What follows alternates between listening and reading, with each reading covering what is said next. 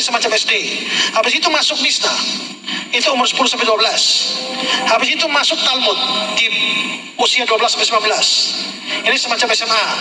Habis itu untuk melanjutkan sekolah teologi, mereka masuk yang namanya Midras. Dari Midras ini muncul madrasah. Jadi menurut saya Yesus sekolah. Yesus sekolah. Sekolahnya Yahudi. Kedua, dia sambil membantu mamanya karena kelihatan. Oke, nah itulah penjelasan seorang pendeta kemana Yesus umur 13 sampai 29 tahun ternyata dia sekolah gitu. Oke. Oh dari situ ternyata. Kalau saya nganggapnya sih biasa aja sih Pak. Kalau namanya juga dia manusia kan. Sama kayak kita juga. Kita butuh sekolah juga, pendidikan. Gitu. Baik, pertanyaannya apakah pantas Tuhan diajari ciptaannya? Itu pertanyaannya. Apakah pantas Tuhan diajari ciptaannya?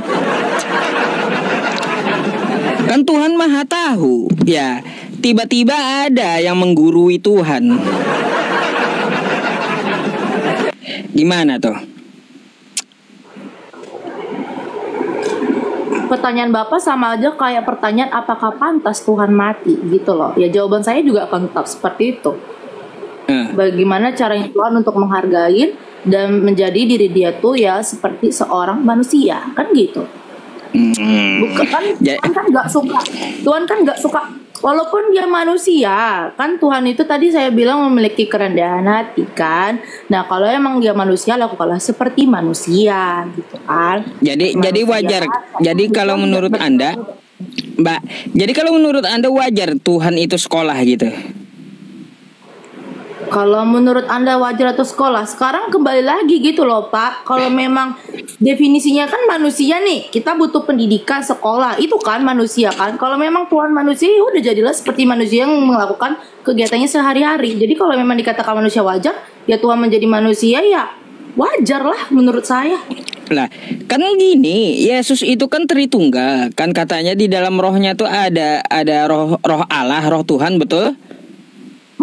Ada. Nah, berarti roh Allah itu ikut sekolah gitu. Kan manusianya sekolah, roh Allahnya ikut sekolah juga berarti itu. Gini. Gimana? Gini, saya mau tanya dulu ke Bapak ya. Tanya Bapak dulu nih. Pernah nggak Bapak gini, antara pikiran dan hati itu berbeda? Pernah kan? Saya tuh gini loh, nganggapnya tuh gini Pak. Tuhan Tritunggal yang dimaksud itu gini loh. Tuhan yang kalau dikatakan Bapa gitu kan, itu adalah Allah itu sendiri, ya kan? Terus siapakah anak itu? Anak itu kalau dalam di Kristen itu firmannya gitu loh, firmannya. Jadi ketika dia menyampaikan perkataannya dengan manusia, dia menjadi manusia gitu. Rohnya itu ya roh ada dalam diri dia gitu, yang menghidupi segala sesuatu gitu kan. Manusia hidup di dunia ini kan juga oleh rohnya gitu kan. Nah jadi kalau menurut saya itu satu kesatuan Pak, nggak akan bakal terpisahkan. Jadi Tuhan ikut sekolah juga di dalam diri Yesus itu. Kan gitu jadinya. Kalau tidak terpisahkan. Berarti waktu Yesus itu sekolah, masuk sekolah, dia Tuhan yang di dalam dirinya ikut sekolah juga itu Tuhan berarti. Kalau secara kelihatannya iya. Iya, Tuhan sekolah. Puyeng saya Mbak. Aduh. Kok Bapak jadi pusing Pak? Iya, kan Tuhan itu maha tahu, maha berilmu, maha tahu. Kok tiba-tiba ada manusia yang ngajarin Tuhan loh? Aduh, kayak gimana manusia ngajarin Tuhan? Kalau gitu saya mau tanya deh Mbak, gurunya siapa sih? Siapa tahu saya mau sekolah dengan dia, mau jadi Tuhan juga saya. Saya nggak tahu Pak, sedangkan di situ aja menurut si pendeta kan, menurut pendeta sekolah. Kalau kita kembalikan ke ayatnya, emangnya adakah sekolah dia di situ? Dikatakan kan nggak ada. Ya udah kalau saya nganggapnya positif aja, ya udah berarti gitulah maksudnya. Tapi kan saya berarti juga ke Alkitabnya, ada nggak Alkitabnya? Dan saya juga berpikir lihat. Dan saya juga tadi ngarang. Pendeta ngarang nggak ngarang itu kan menurutnya si pendeta, gitu loh. Menurut si pendeta, iya. Iya. Anda nggak ikut, nggak ikut, menurut dia nggak ikut gitu. Menurut dia nggak ikut maksudnya gimana? Kan dia ngomong menurut dia, jadi dia ngomong. Iya, gitu. Dia kan jelaskan kepada jemaat tuh. Apakah dia, Anda mengikuti penjelasannya atau tidak? Ya saya lebih fokus ke kalau memang sesuai dengan firman Tuhan di Alkitab, ya saya mengikuti yang di Alkitab dong. Nggak mungkin saya mengikuti menurut ini, menurut manusia, menurut itu, menurut pendeta. Kan nggak pendeta tadi menjabarkannya juga melalui Alkitab Anda tuh. Iya, melalui Alkitab. Tapi kan menurut dia, Pak. Apakah menurut Alkitab? Lah kan kalau dia memakai Alkitab, artinya Yesus sekolah itu dia mengatakan ada dasarnya gitu. Dasarnya dari kitab Anda. Yesus ya, sekolah. Iya, dari situ. Tapi ada nggak dikatakan sekolah? Umurnya saja kan dikasih tahu, bukan sekolah kan? Umur yang dikasih tahu di situ kan, bukan sekolah kan? Tadi dia menjabarkan tentang sekolah. Biasanya umur berapa di sekolah itu dijabarkan juga sekolah dan umurnya. Berarti ya itu maksudnya umur-umur di yang umur 12 itu berarti memang waktu masa sekolah, tapi kan nggak dikasih tahu di situ bahwa Tuhan itu sekolah di situ. Tuhan Yesus itu sekolah, nggak ada dikasih tahu di Alkitab. Dan kalau saya juga nggak terlalu perdebatkan soal itu. Kalaupun nanti dia sekolah nggak sekolah, ya saya cuma berpikir gini, ya karena dia kan dulu posisinya manusia, dilakukanlah layaknya seperti manusia yang seumumnya, kan gitu. Berarti waktu dia posisinya manusia bukan Tuhan gitu. Iya kan manusia sepenuhnya. Sepenuhnya manusia bukan tapi Tuhan. Dia juga punya. Hah? Bukan Tuhan. Bukan. Kenapa Pak? Jaringan bukan Tuhan. Siapa yang bukan Tuhan? 100% manusia waktu dia sekolah itu bukan Tuhan gitu. Bukan.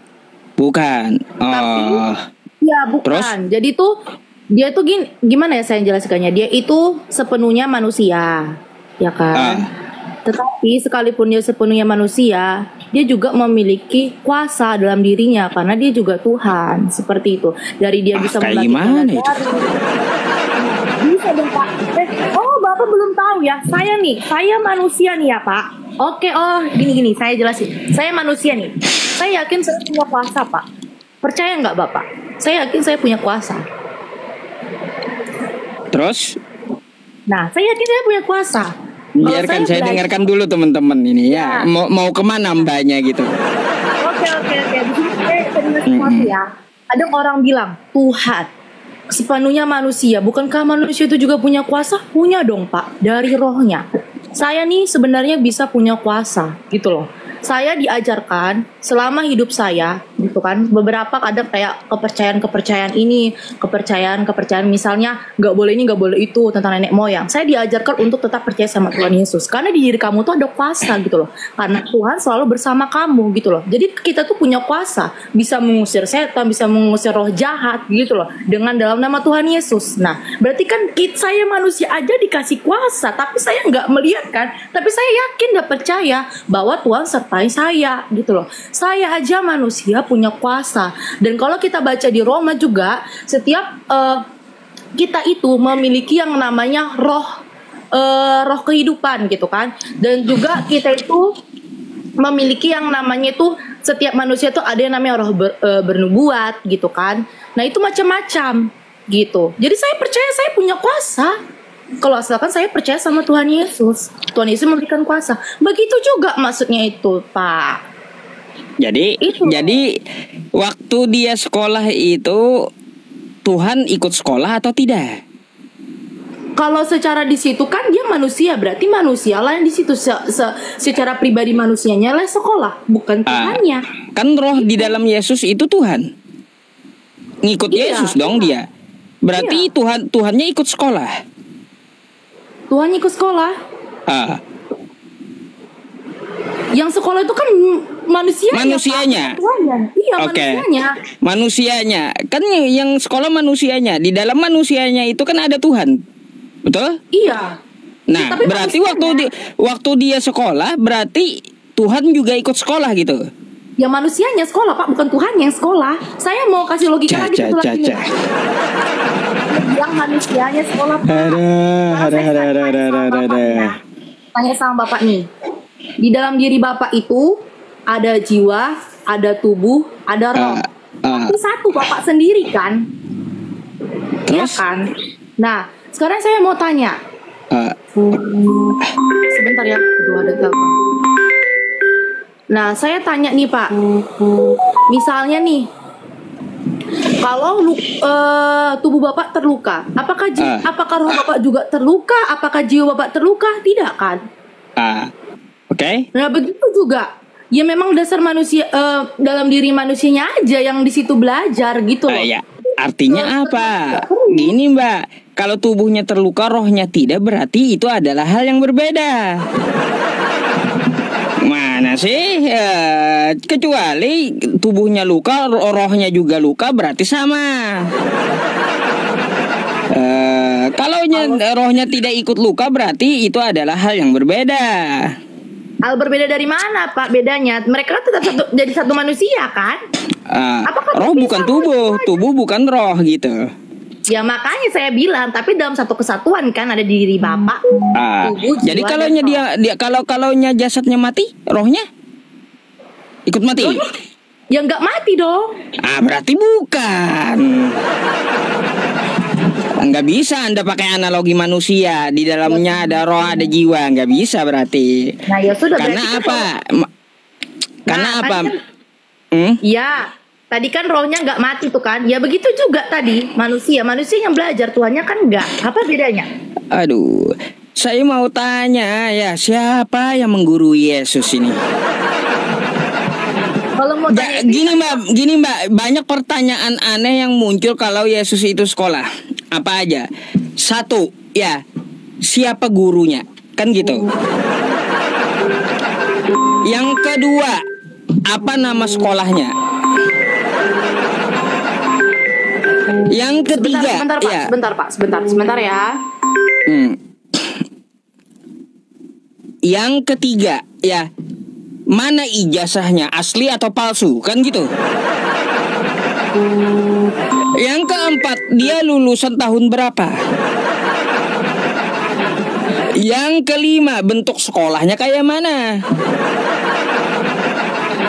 Yang keenam, dia pernah bolos atau tidak? Yang ketujuh, dia jajan berapa setiap harinya? Kacau.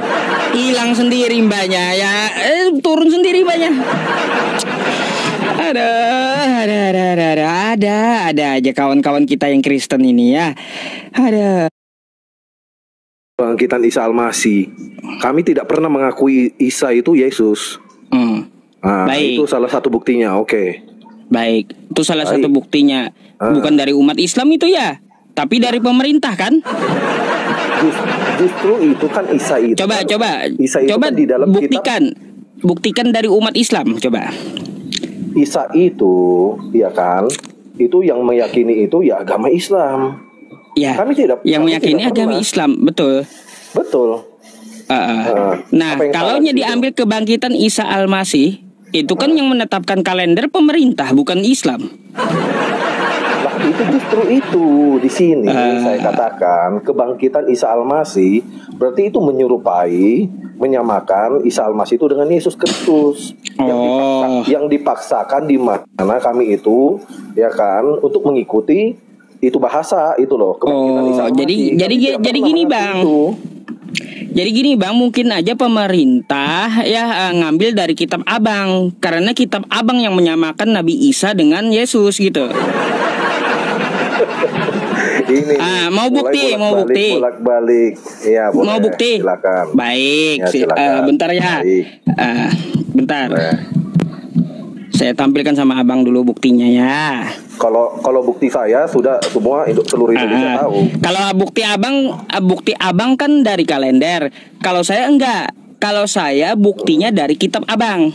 Ya. Boleh, coba. Bahwa Nabi Isa disamakan dengan Yesus. Nih, Alkitab ya Bang ya. Oke, sabda Matius 1 pasal 1 ya. Oke. Ya bacakan lah. Inilah silsilah Yesus Kristus, oke? Lihat ke bawah. Ini apa nih? Apa ini? Itu kitabnya dicomotnya dari mana? Ini kitab Anda, Alkitab Anda, Alkitab Bukan, Sabda. Itu bahasanya mungkin. Lah. Logo lah. Iya kayak gimana ini nih? Dicomot Nabi Isa. Bahasanya justru itu bahasanya karena mayoritasnya mengatakan seperti itu gitu loh. Lah, bukan kami yang mengatakan seperti itu. Jadi siapa yang mau menyamakan di sini, Bang? Sekarang gini aja, abang coba buktikan sama saya, ada nggak di Islam tertulis di Al-Qur'annya Yesus gitu. Nah, kalau di sini kan saya buktikan di kitab abang. Di kitab abang ada tertulis Nabi Isa kami. Sekarang saya tanya, kitab kami dan kitab abang itu duluan siapa?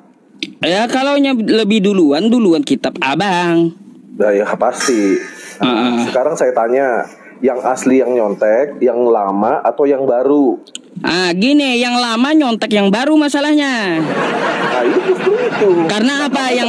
Yang lama tidak lengkap masalahnya. Dari sisi bahasa pun tidak lengkap. Akhirnya dicontek yang baru. Diperbarui. Kalau misalnya kalian yakini yang lama itu menyempurnakan, kenapa kalian ikutin? Bang, nggak ada. Bang, yang nggak ada update itu namanya yang lebih dulu. Tapi yang belakangan, HP aja juga begitu. Fitur yang lebih baik HP belakangan daripada HP yang dulu. Aduh, itu kan teknologi. Ini bukan ini ya iya, gitu perumpamaan yang saya pakai gitu. Salah. Yusuf. Gini, nah, ini kayak gimana? Coba Anda jelaskan dulu, Abang. Ya, ini kayak gimana nih? Inilah silsilah Isa Al-Masih. Macam mana nih? Itu tidak pernah saya akuin ya. Alkitab yang saya akuin. Kok kitab Abang Alkitab nggak diakui? Isa Al-Masih itu ya kemungkinan ya. Abang mengakui ini kagak dulu. Itu mungkin bahasa Ibrani ataupun bahasa yang lain. Gitu loh. Enggak, Bang. Enggak, ini dari kitab Anda, Alkitab. Lembaga Alkitab. Alkitab Sabda.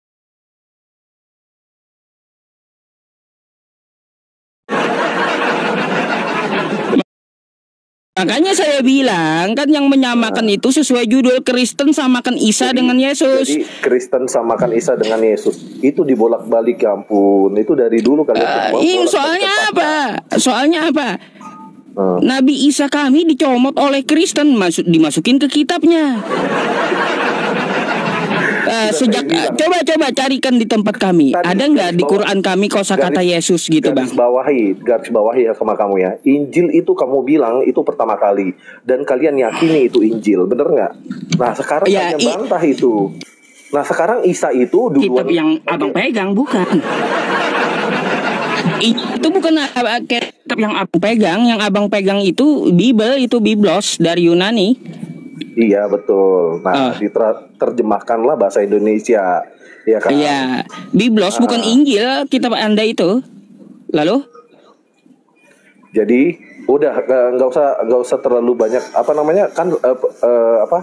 nggak usah terlalu kemana-mana. Intinya. Masalahnya gini, Bang, Anda bawa Injil tapi nggak ngerti Injil. Bukan, dari kecil saya mengerti Injil. Apa itu Injil?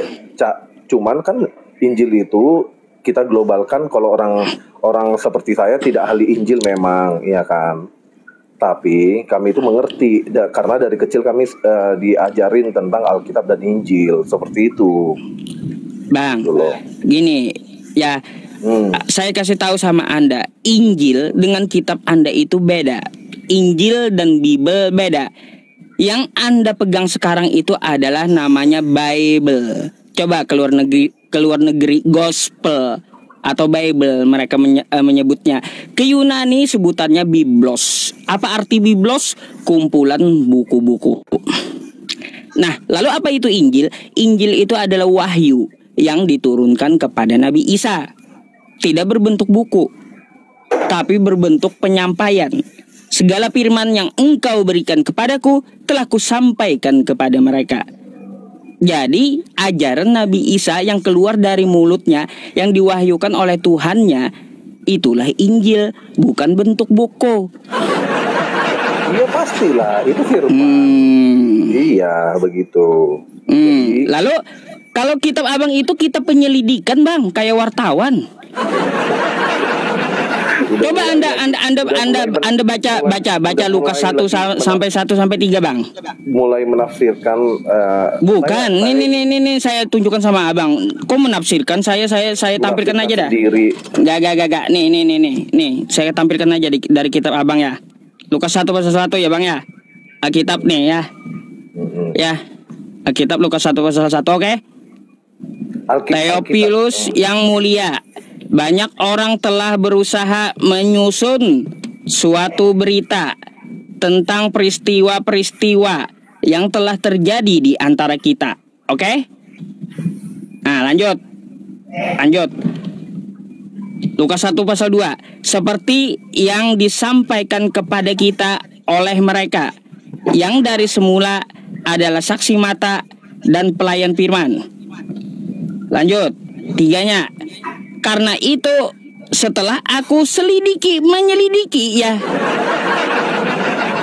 segala peristiwa itu dengan seksama dari asal mulanya, aku mengambil keputusan untuk membukukannya dengan teratur bagimu.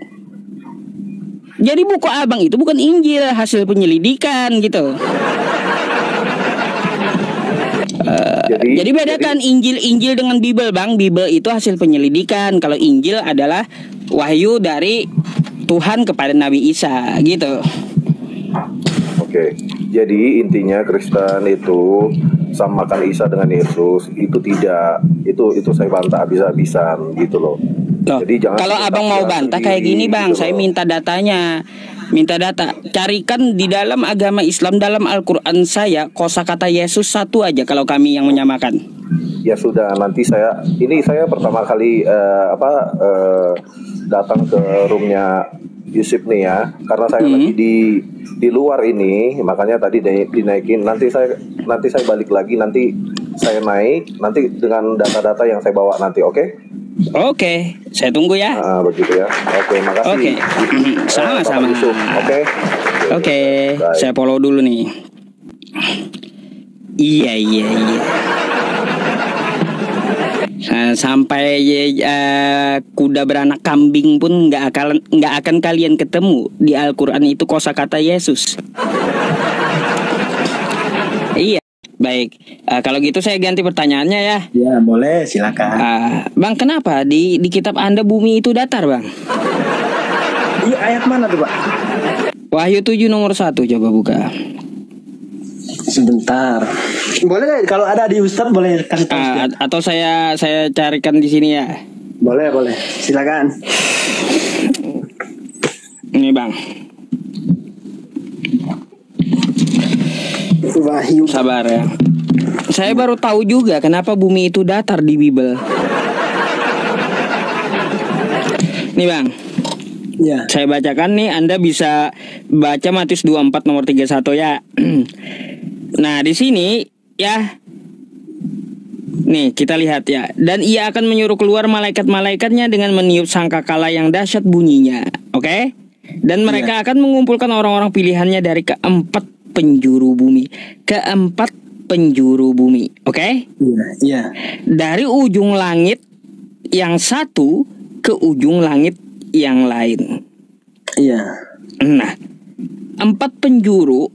Kenapa dikatakan di Bible Anda bumi ini 4 sudut gitu loh? Tidak pak. Boleh jawab? Iya. Bapak tahu peta nggak? Apanya? Peta. Bisa kira-kira bisa saya ini peta itu kan dia peta, ada. Ya tahu. Timur, barat, selatan, utara. Itu arah mata angin bang. Iya. Jadi yang maksud saya begini. Kalau ke timur itu ibaratnya kita lihat arah mata angin saja. Kita kan ada 4 itu dia. Loh, arah mata angin, bang, arah mata angin bukan 4. Arah mata angin itu sesuai perhitungan ada tenggara kan gitu, ada timur laut, ada barat daya, selatan, utara, timur, barat, kan kayak gitu. Bukan ada 4 arah mata angin itu.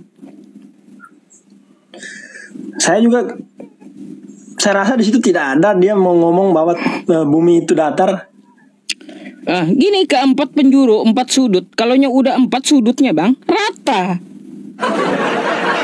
Lihat aja nih HP ya, 4 sudut, 4 penjuru tuh, rata dia.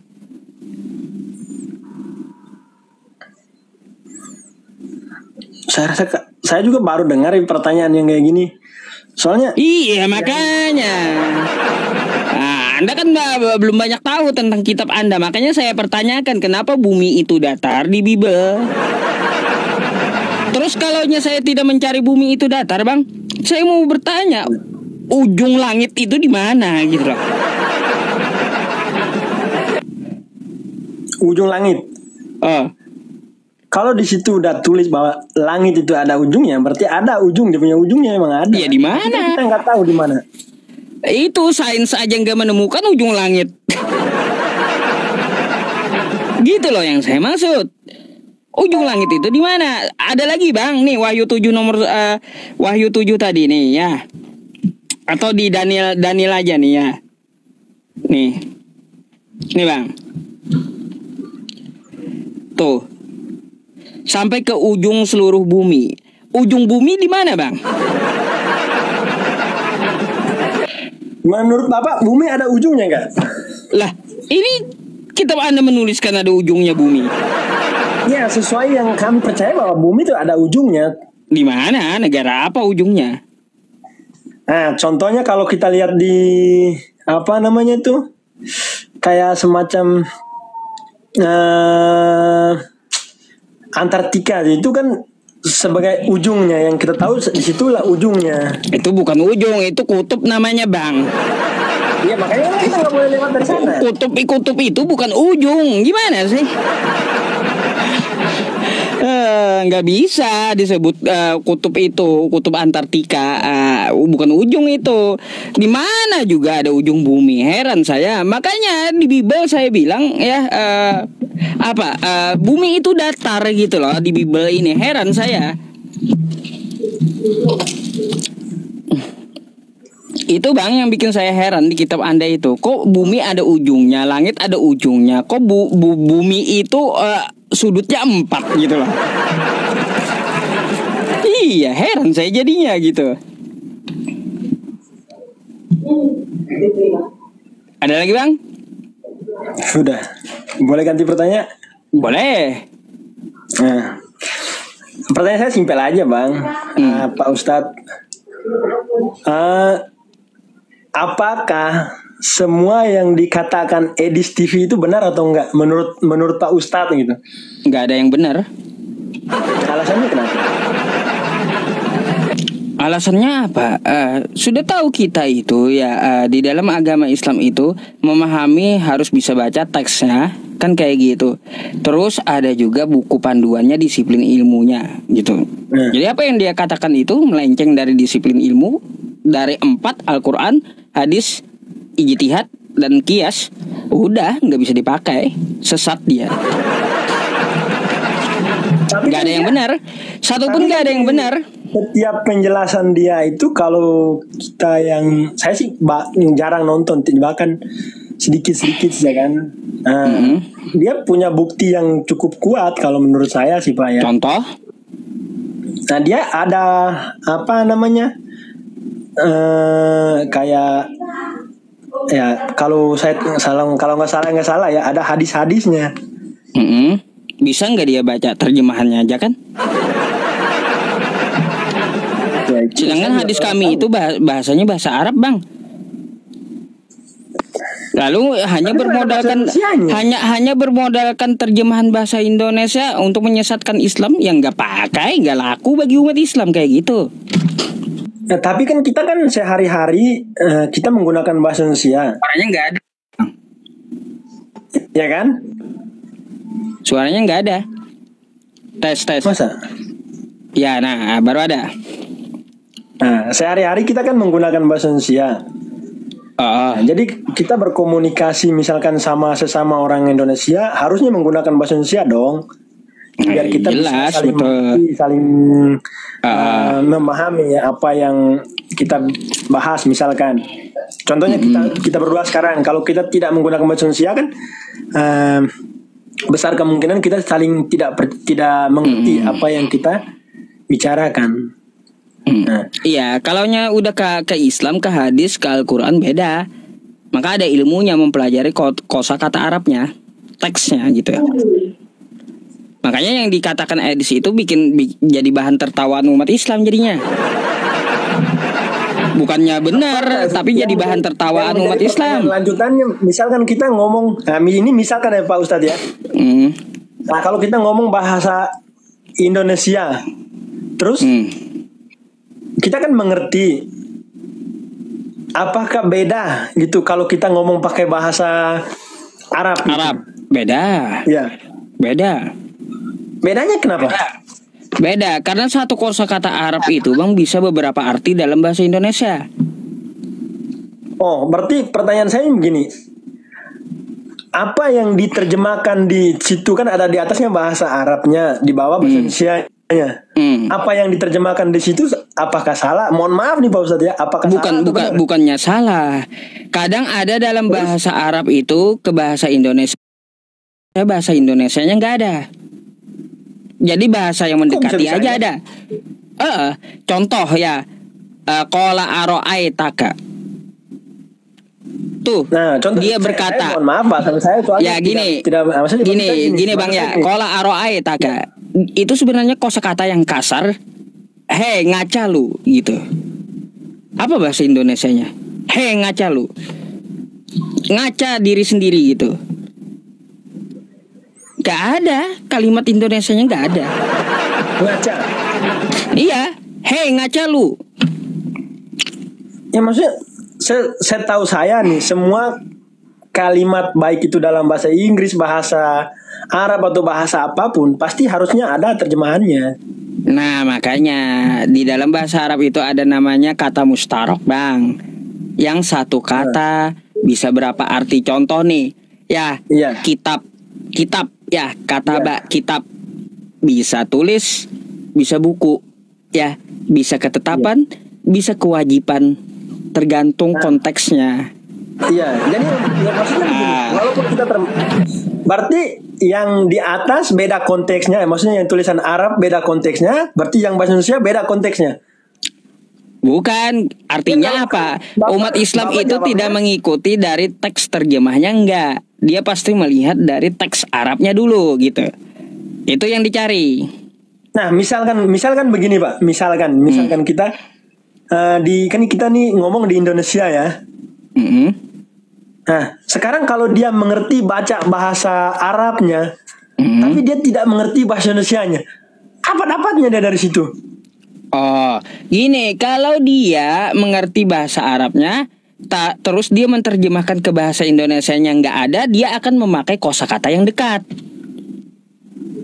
Nah, gitu. Berarti maksud saya begini, berarti di Al-Quran itu misalkan, mohon maaf nih Pak ya, soalnya saya juga temanan banyak orang-orang abangan, orang-orang Pak Ustadz.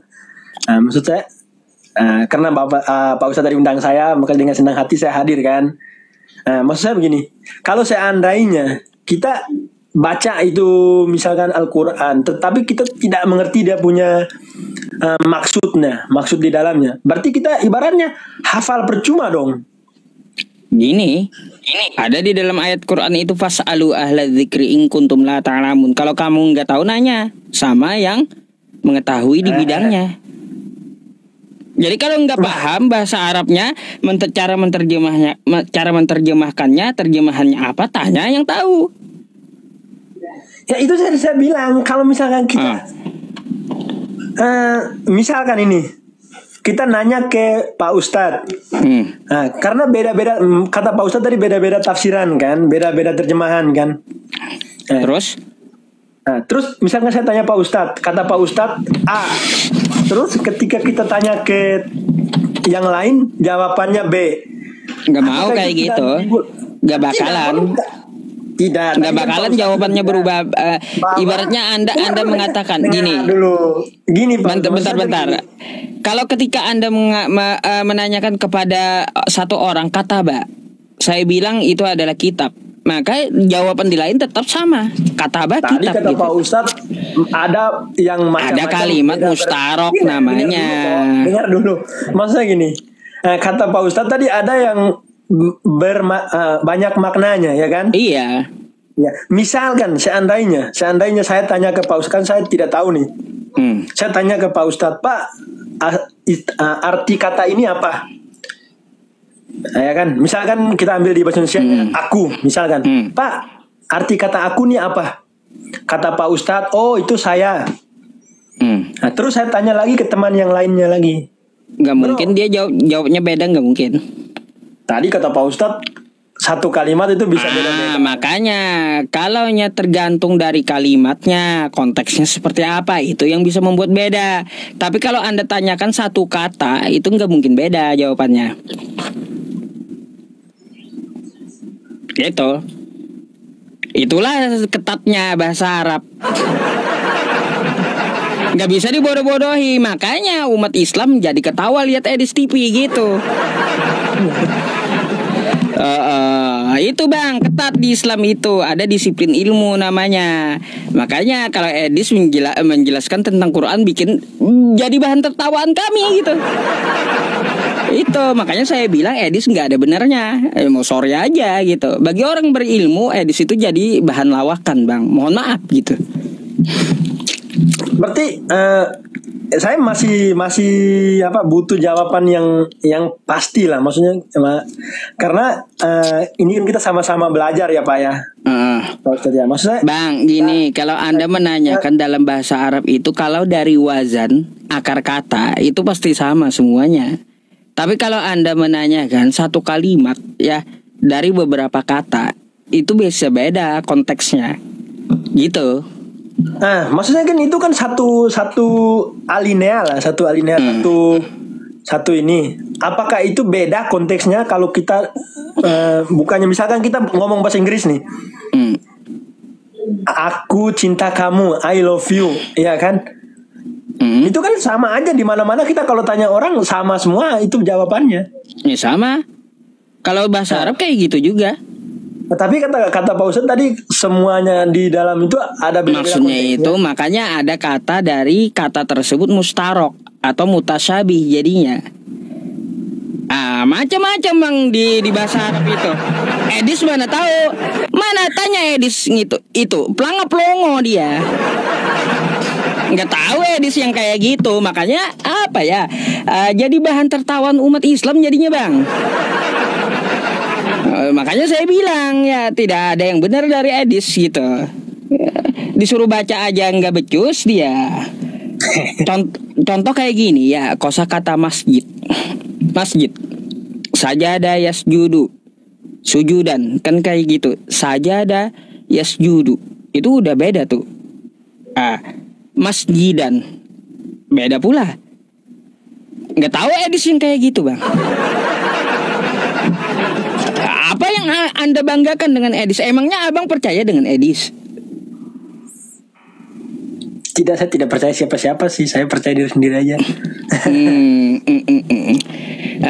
Tapi Anda sepakat ada kadang kalaunya Edis menyampaikan dari kitabnya itu, abang sepakat gak dengan Edis itu? Tidak, sebenarnya saya tidak sepakat.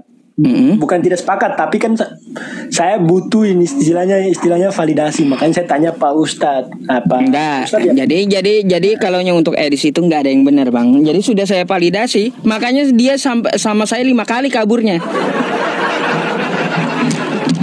Kemarin terakhir sama Ustadz Wapi di room saya juga jadi bahan tertawaan kami. Ada yang rekam dijadikan PT. Terima kasih Edis TV. Kamu telah menjadi bahan tertawaan Ustadz kami. Kayak gitu. Iya, karena apa? Hanya akan jadi bahan tertawaan di situ, bang. Jadi kayak gitu. Bentar bang ya, saya ini ada judul nih. Gak jelas sekali judul ini. Nah, bang, kalaunya seperti itu, saya mau mengatakan kepada Anda. Kalau Edis menyampaikan tentang Alkitab Anda, apakah Anda percaya? Percaya. Percaya. Baik. Saya mau tunjukkan satu video sama abang ya. Ya boleh.